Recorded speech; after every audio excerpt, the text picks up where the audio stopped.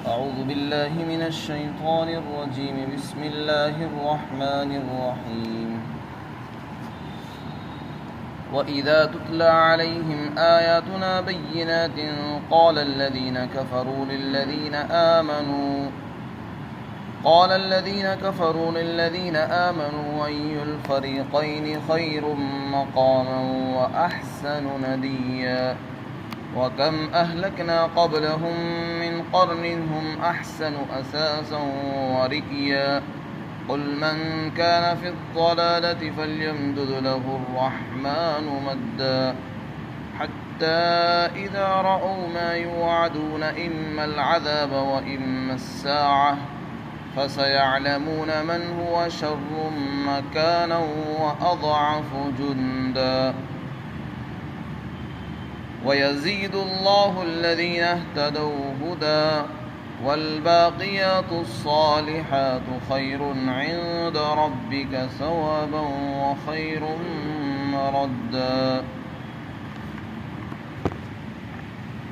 اور جب کافروں کے سامنے ہماری واضح آیتیں تلاوت کی جاتی ہیں تو کافر لوگ ایمان والوں سے کہتے ہیں کہ بتاؤ دونوں جماعتوں میں سے کون سی جماعت مقام اور مرتبے کے اعتبار سے بہتر ہے اور مجلس کے اعتبار سے اچھی ہے.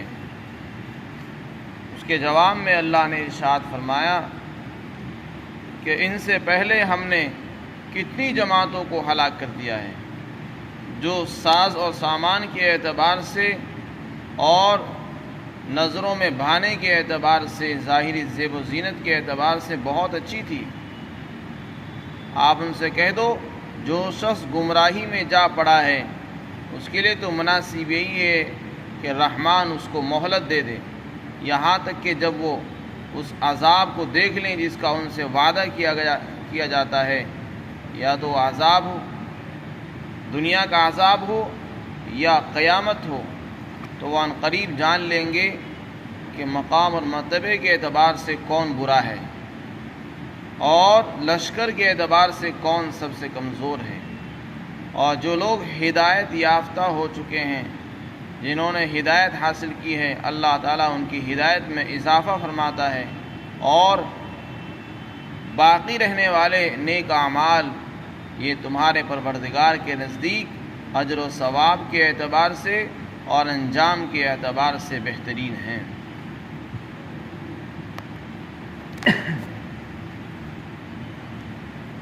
کچھ کافروں نے مسلمانوں کو مغالطے میں ڈالنے کے لیے کچھ باتیں کہی جو یہاں پر اللہ تعالیٰ نے نقل فرمائی ہیں.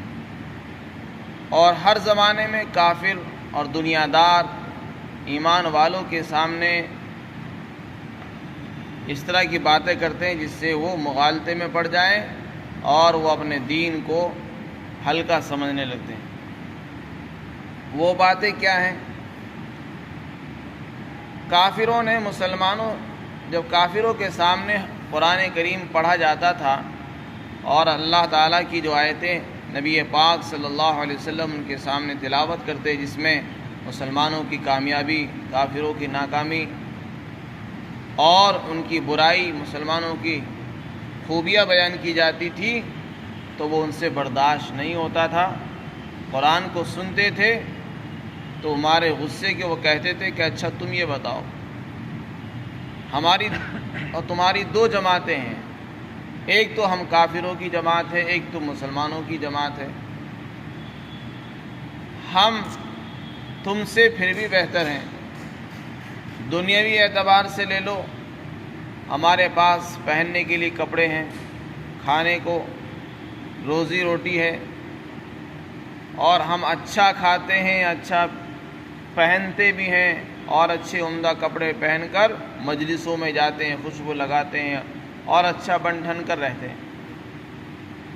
مال بھی ہمارے پاس خوب ہے، رہنے کے لیے یعنی زندگی کے آرام اور آرائش کے لیے اور زیبائش کے لیے جتنی بھی چیزیں ہو سکتی ہیں وہ ساری چیزیں ہمارے پاس موجود ہیں.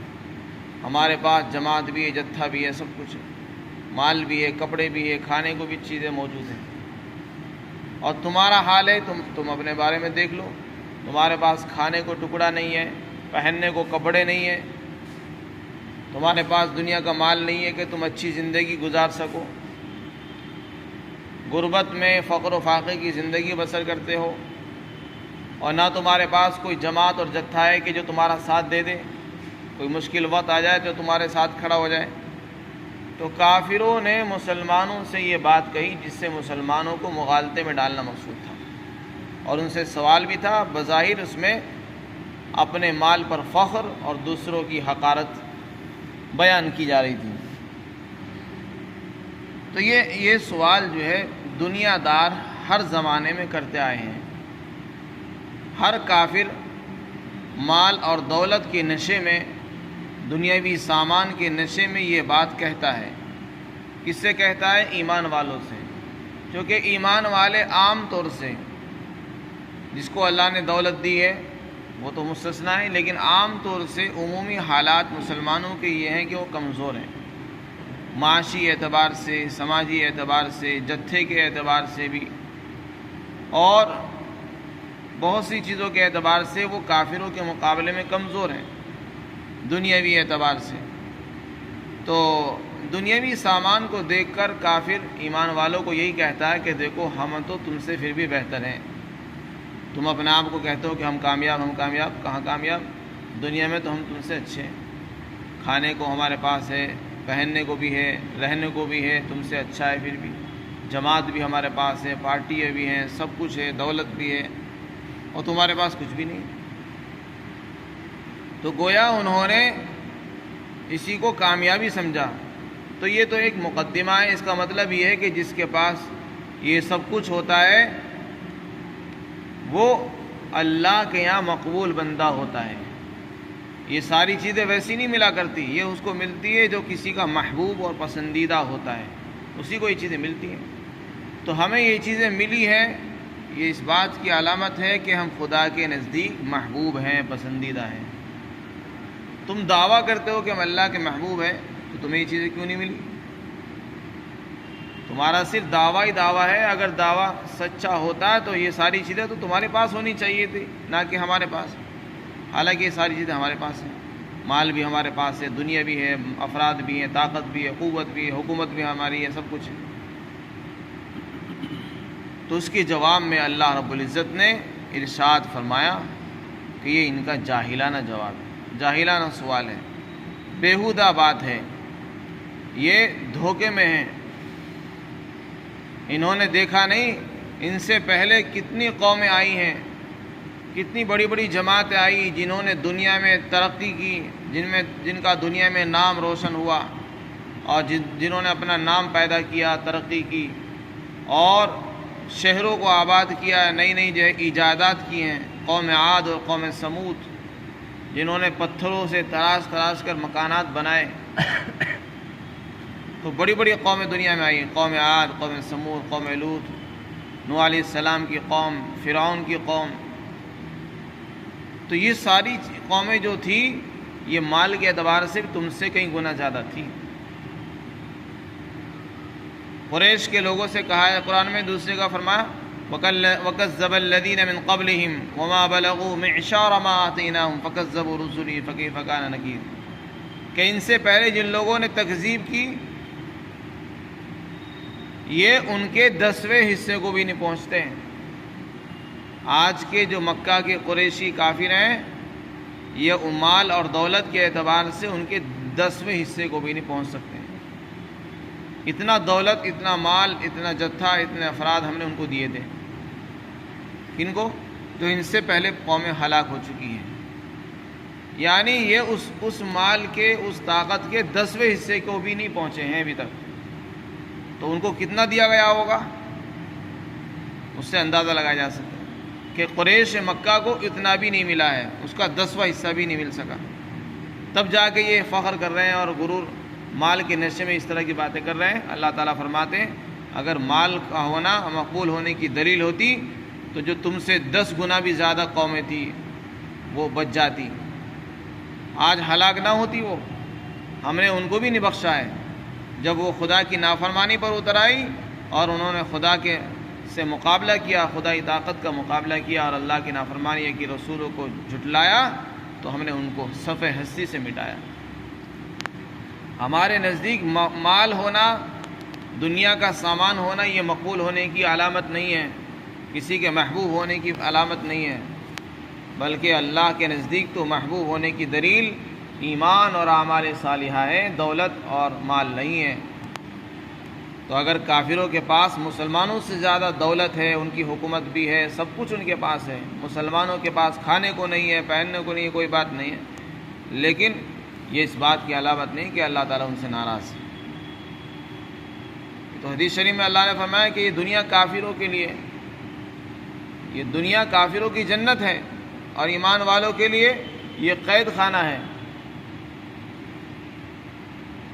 تو فرمایا ان سے پہلے تو ہم نے بہت ساری قوموں کو ہلاک کیا اور وہ قومیں کیسی تھی؟ خیر ہم احسن وساسا، کہ وہ سامان کے اعتبار سے ان سے بھی بہت بہتر تھی۔ ان کے پاس تو کچھ بھی سامان نہیں ہے، جیسے جیسے سامان، ٹیکنالوجی، ترقی ان کے پاس تھی، تعلیم تھی، سب کچھ، ان کے پاس کچھ بھی نہیں، اور ظاہری زیب و زینت کے لحاظ سے بھی بہت اچھے تھے وہ، لیکن ہم نے انہیں بھی نہیں بخشا ہے، انہیں بھی ہلاک کیا ہے۔ لہذا یہ دھوکہ، یہ کہہ کر یہ دھوکہ دینا یہ صحیح نہیں ہے، جاہلانہ باتیں ہیں۔ صحیح بات یہ ہے کہ اللہ تعالیٰ کے نزدیک مال کوئی مقبول ہونے کی دلیل نہیں ہے، بلکہ اللہ تعالیٰ کے یہاں ضابطہ کیا ہے؟ جو شخص گمراہی میں چلا جاتا ہے تو پھر اللہ تعالیٰ اس کو ڈھیل دیتے ہیں، اس کو استدراج کہتے ہیں۔ اگر کوئی آدمی مال اور دولت کے ہوتے ہوئے گمراہی پر جمع ہوا ہے، یہ مقبول ہونے کی علامت نہیں ہے۔ ایمان کے ساتھ اگر کوئی مالدار ہے، یہ مقبول ہونے کی علامت ہے۔ اگر ایمان نہیں ہے اور مال مل رہا ہے، خوب مل رہا ہے، تو یہ اللہ کی طرف سے ڈھیل ہے۔ ڈھیل کا مطلب یہ ہے کہ اللہ تعالیٰ ایسے لوگوں کو موقع دیتے ہیں کہ اور گمراہ کرو، اور گمراہی میں مبتلا ہو جاؤ، اور ترقی کرو گمراہی کے اندر، یہاں تک کہ وہ گناہوں میں ترقی کرتے رہتے ہیں، اور ایک وقت وہ آتا ہے کہ ان پر دنیا کا عذاب یا ان کی موت کا وقت آ جاتا ہے۔ جب موت ان کو نظر آتی ہے تب اس کو پتہ چلتا ہے کہ ہم دھوکے میں تھے۔ جن مسلمانوں کو آج تک ہم نے کمزور سمجھا اور حقیر اور ذلیل سمجھتے رہے، وہی کامیاب رہے، ہم تو دھوکے میں رہے۔ تو جس دن یہ آنکھ بند ہوگی، موت کے فرشتے نظر آئیں گے، دنیا کا عذاب آئے گا، اس دن ان کافروں کی آنکھ کھل جائے گی اور یہ خود کہیں گے کہ نہیں، ہم دھوکے میں تھے، وہ صحیح تھے۔ تو اللہ تعالیٰ فرماتے ہیں اس دن انہیں پتہ چل جائے گا کون مرتبے کے اعتبار سے برا تھا اور لشکر اور فوج کے اعتبار سے کون کمزور تھا۔ آگے اللہ تعالیٰ نے ایمان والوں کے بارے میں فرمایا کہ جو لوگ ہدایت یافتہ ہیں، جنہوں نے ہدایت پائی ہے، اللہ تعالیٰ ان کی ہدایت میں اضافہ بھی فرماتا ہے، اور وہ جو بھی نیک عمل کریں گے اس کا اجر و ثواب ان کو ملے گا۔ کافر تو دنیا میں مست ہو چکا ہے، مال کو سب کچھ ہی سمجھ بیٹھ رہا ہے، حالانکہ مال اس کو مرنے کے بعد کچھ کام دینے والا نہیں ہے۔ ایمان والے کے پاس اگر دنیا نہیں ہے تو کوئی بات نہیں ہے، اتنا ہی تو ہوگا کہ وہ دنیا سے چلا جائے گا، بھوکا مر جائے گا، لیکن اس کے پاس جو عمل صالح ہے، نیک اعمال ہیں، وہ نیک اعمال اس کو مرنے کے بعد کام دیں گے، انجام کے لحاظ سے اس کو نجات دلائیں گے، انجام کے اعتبار سے بھی بہتر ہیں، اجر و ثواب کے لحاظ سے بھی بہتر ہیں، یعنی اسے اس پر اجر و ثواب بدلہ بھی ملے گا مرنے کے بعد، اور اس کا انجام بھی اچھا ہوگا، یعنی اس کو جنت ملے گی اور جہنم سے وہ بچ جائے گا۔ تو اگر دنیا میں مسلمان کمزور ہیں تو اس سے مسلمانوں کو افسوس نہیں کرنا چاہیے، اپنے آپ کو احساس کمتری میں کا شکار نہیں ہونا چاہیے، اور اپنے آپ کو کم تر نہیں سمجھنا چاہیے، بلکہ اپنے آپ کو دوسروں سے قیمتی سمجھنا چاہیے۔ جن کے پاس ایمان کی دولت نہیں ہے، اگر ان کے پاس ساری دولتیں بھی ہیں پھر بھی وہ ایمان والے سے افضل نہیں ہو سکتے۔ ایک ایمان والا اگر اس کے پاس ایمان ہے، اللہ اور اس کے رسول کو مانتا ہے، لیکن اس کے پاس دنیا نہیں ہے، اسے کبھی بھی اپنے آپ کو کم نہیں سمجھنا چاہیے، بلکہ وہ ساتوں زمین ساتوں آسمان سے بھی افضل ہے، دنیا والوں سے، دنیا کی حکومتوں سے بھی افضل ہے وہ اللہ کے نزدیک۔ اس لیے کسی مسلمان کو اپنے آپ کو کسی بھی دنیا والوں سے، کافروں سے، دنیاوی حکومتوں سے کمتر نہیں سمجھنا چاہیے، کیونکہ اس کے پاس ایمان ہے، اور اگر کوئی آدمی اپنے آپ مسلمان ہوتے ہوئے اپنے آپ کو کم سمجھے تو اس نے اپنی قدر نہیں پہچانی، ایمان کے مقام اور مرتبے کو وہ نہیں جانتا ہے، اس نے اپنی نعمت کی ناقدری ناشکری کی ہے۔ اللہ نے جس کو دولت دی ہے وہ کافروں کے پاس نہیں ہے، اور کافروں کے پاس جو کچھ ہے اگر مسلمان کے پاس وہ نہیں ہے تو اس کا کوئی نقصان بھی نہیں ہے، لیکن جو دولت اس کے پاس ہے کافروں کو اس کی ضرورت ہے، مسلمان کو کافروں کے مال کی ضرورت نہیں ہے۔ مال کے بغیر بھی انسان زندگی گزار سکتا ہے، لیکن ایمان کے بغیر جو زندگی گزار کر جائے گا وہ ہمیشہ ناکام و نامراد رہے گا اور ہمیشہ جہنم میں جلنا پڑے گا۔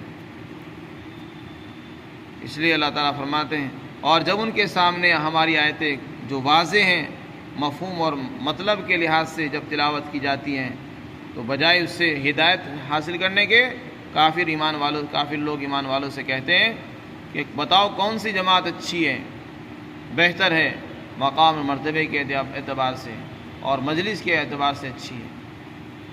اللہ تعالیٰ نے فرمایا کہ ان سے پہلے کتنی جماعتیں ہم نے ہلاک کر دی ہیں جو سامان کے لحاظ سے بھی اچھی تھی اور ظاہری دکھاوے کے لحاظ سے بھی، نظروں کو بھانے کے لحاظ سے بھی اچھی تھی۔ آپ ان سے کہہ دو کہ جو گمراہی میں جا پڑا ہے اس کے لیے تو مناسب یہی ہے کہ رحمان اس کو مہلت دیتا رہے یہاں تک کہ جب وہ اس چیز کو دیکھ لے جس کا ان سے وعدہ کیا جاتا ہے، یعنی دنیا کا عذاب یا موت، تو وہ ان قریب جان لیں گے کہ کون مکان کے اعتبار سے برا ہے اور کون لشکر کے اعتبار سے سب سے کمزور ہے۔ اور جو لوگ ہدایت یافتہ ہو چکے ہیں اللہ تعالیٰ ان کی ہدایت میں اضافہ فرمائے گا، اور نیک اعمال جو ہیں جو باقی رہنے والے ہیں وہ اجر و ثواب کے اعتبار سے بھی اچھے ہیں اور انجام کے لحاظ سے بھی بہترین ہیں۔ اللہ تعالیٰ ہم سب کو سمجھائے۔